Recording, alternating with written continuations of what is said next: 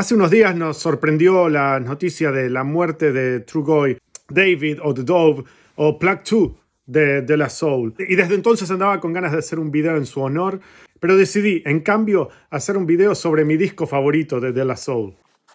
¿Qué tal? Acá una vez más, Juan Data desde la Daticueva en Oakland, California, trayéndoles hoy una entrega más de mi serie de discos fundamentales que tenía medio abandonada.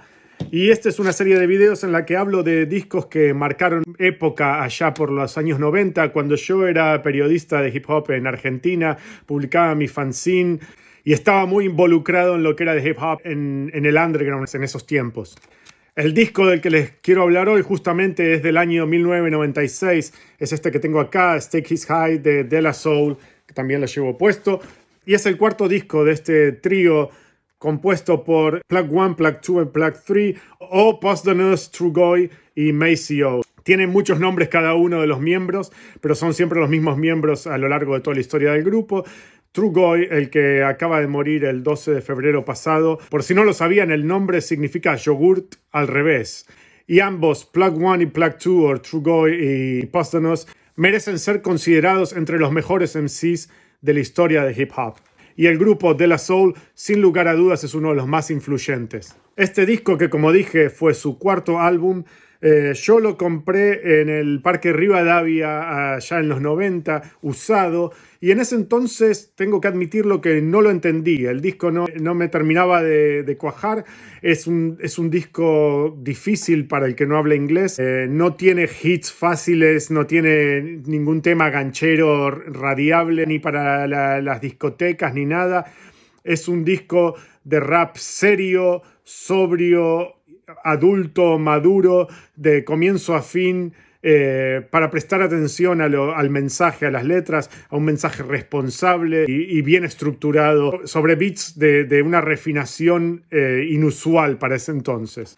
En ese sentido es un disco muy atípico para lo que De La Soul venía haciendo hasta ese entonces. Los tres discos anteriores habían sido producidos todos por Prince Paul, que es también uno de mis productores favoritos de todos los tiempos, y que Prince Paul se caracteriza por su sentido del humor absurdo y fantasioso y juguetón, y la manera de combinar los loops y los samples que usa es igualmente así, media divertida. Siempre tiene algún chiste escondido detrás de lo que está metiendo. Y la ausencia de Prince Paul se nota sobremanera en este álbum. Es un álbum, como dije, mucho más serio. Pero también es un álbum que marca el paso a la adultez de ellos como artistas. Esos ya no eran jóvenes que estaban haciendo rap jodón y divertido y entretenido así, sino que ya eran tipos grandes y tenían motivaciones de tipos grandes. Querían hacer un disco de rap maduro, un disco de rap que pudiese ser apreciado por un público maduro que entienda bien de hip hop. Todavía en esa época, estábamos hablando de mediados de los 90, dominaba mucho el cliché de que el rap era para adolescentes quilomberos, nada más. Y De La Soul, medio que con este álbum, se propuso y logró demostrar que se podía hacer un rap adulto e inteligente. Entonces me llevó varios años entender la grandeza de este álbum, porque no es un álbum fácilmente accesible, como dije antes, pero una vez que lo entendí, una vez que me hizo clic, se convirtió en uno de mis discos de cabecera. Es uno de mis discos favoritos para escuchar manejando en el auto, por ejemplo. Y es una pena que todavía no está disponible en las plataformas de streaming. Lo pueden descargar de manera ilegal y escucharlo, pero no se puede escuchar en Spotify o Deezer o ninguno de esos. Están en proceso de agregar toda la discografía de La Soul, todos los álbumes que habían sacado para Tommy Boy, están en proceso de agregarlos a los sistemas de streaming pronto, así que pronto vamos a poder escuchar Stake His High en playlists, como se escuchan los discos ahora. Pero para mí es un disco que merece ser escuchado por sí solo, y por eso estoy tan aferrado al formato CD para este álbum, porque me gusta escucharlo de principio a fin y en el orden que fue grabado, y así es como tiene sentido para mí. 1996, cuando sale este disco, es más o menos considerado un punto de quiebre, una bifurcación en el camino de la evolución del hip hop. Hasta ese entonces, todo el hip hop, desde el más mainstream hasta el más underground, medio que se movía en una misma dirección. Había una industria, un camino, y el hip hop en ese sentido era único, especialmente en Estados Unidos y en Nueva York, de donde venía la cosa. Pero a partir de mediados de los 90 se empiezan a abrir como dos caminos muy diferentes uno del otro. Hay dos rutas paralelas para artistas de hip hop. Y está por un lado los que se van más al lado del mainstream, que cada vez se va acercando más al pop y al R&B y a las discotecas, y es un pop violento, drogón, gangsta, no es un pop divertido y jodón y apto para todo público como el rap pop de comienzo de los 90 de Vanilla Ice y MC Hammer. Es un rap pop pero mucho más denso, mucho más pesado. Y por el otro lado están la otra vía, que es los artistas que quedan aferrados al hip hop, como se podría llamar, más purista, más cercano a los principios fundadores del hip hop y a los 4 elementos y todo eso. Y gran parte de la industria empieza a referirse a ese lado del hip hop como el underground, lo cual es curioso porque De La Soul queda del lado del underground y ellos nunca habían sido un grupo underground. De La Soul venía del mainstream, era un grupo que a comienzos de los 90 había tenido exposición mainstream, había estado firmado por un sello grande, tenían distribución masiva, sonaban en las radios de rap de Top 40, sonaban en las discotecas, tenían videos en rotación en MTV, no tenían nada de underground, habían vendido miles y miles y miles de discos.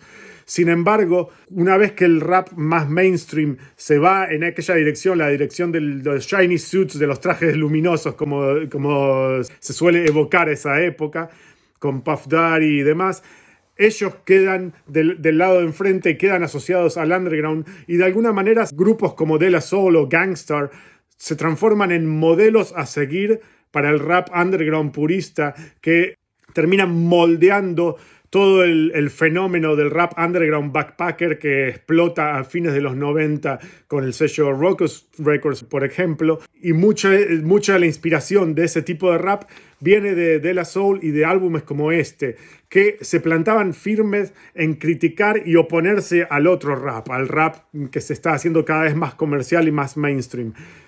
Una de las características más importantes de este disco es que se animan a criticar de frente y sin rodeos al rap mainstream, al rap que se estaba haciendo cada vez más R&B y más violento y más enfocado en las drogas y las armas y las marcas de ropa y el dinero y toda esa ostentación de riquezas y todas las características que conocemos como obvias del rap más comercial, ¿no? De La Soul se atrevió a llamarles la atención a todos esos tipos de artistas y a decir, por ahí no va la cosa. Tenemos que mantener de algún modo una cierta pureza para que no se termine desvirtuando lo que queríamos hacer con esto que se llama hip hop. En el disco también dicen que están reinstaurando la Native Tongues, que era el colectivo de artistas en el que ellos estaban asociados, junto con Jungle Brothers, Queen Latifah, A Tribe Called Quest y Black Sheep. Y llama la atención que es un disco en el que no participan como invitados ninguno de los otros artistas de la Native Tongues, pero sí invita a artistas nuevos, jóvenes, que estaban empezando a darse a conocer en esa época y que eran más o menos herederos de la Native Tongues. Entonces, esto funciona, este disco, como un paso del bastón hacia la nueva generación de ese tipo de rap. Y ahí aparece Common y Mos Def, que Mos Def hasta ese entonces no era casi nada conocido más que en el underground de Brooklyn. De hecho, el disco lo presenta como Mos Def de Medina Green, que era el grupo que tenía en ese entonces, con el que no sacaron más que 1 o 2 singles, creo. Pero un par de años más tarde, Mos Def con su grupo Black Star junto a Talib Kweli de algún modo se convertirían en la nueva generación del Native Tongues y los herederos de La Soul y de este tipo de rap. El disco incluye además una de las primeras apariciones estelares de Jay Dilla como productor. Recordemos que Jay Dilla en ese momento, en esa época, todavía no había saltado a la fama, le faltaban unos cuantos años de hecho para saltar a la fama y hacerse popular como el productor de culto en el que se convirtió después. En esa época todavía era J.D. y era un pibe joven de Detroit que había hecho algunas cosas con perfil muy bajo para The Pharcyde. Todavía no se había ganado su propio nombre como productor estrella. Y sin embargo en este disco produce el track principal, o sea, Stakes High, la canción que le da título al disco y la canción que es el single de rotación del álbum. Igual, como decía, el disco, por más que tenga un single de rotación en las radios, no tuvo ninguna canción que era un hit determinante así en el sentido comercial, como sí lo habían tenido De La Soul Is Dead o If It's High and Rising. Pero este disco no tiene ninguna canción que esté creada con esa meta de convertirse en un hit comercial. Y en ese sentido yo creo que este disco sirvió de algún modo como modelo para muchos de los artistas que vinieron después, que se enfocaron en hacer hip hop purista, serio, boom bap clásico y nada más, y eso. Y yo creo que hasta el día de hoy, cuando seguimos escuchando discos de este tipo de rap, especialmente todo el movimiento del resurgimiento del boom bap latinoamericano, mucho se le debe a este disco, a Stake is High de La Soul, y que si no lo descubrieron, si nunca lo escucharon, yo los invito a que le den una escuchada, especialmente si entienden inglés o si pueden conseguir las letras y traducirlas, porque vale la pena escucharlo prestándole atención a lo que están diciendo. Nada, eso por ahora. Otro de los discos fundamentales de los años 90, Stakes is High de La Soul.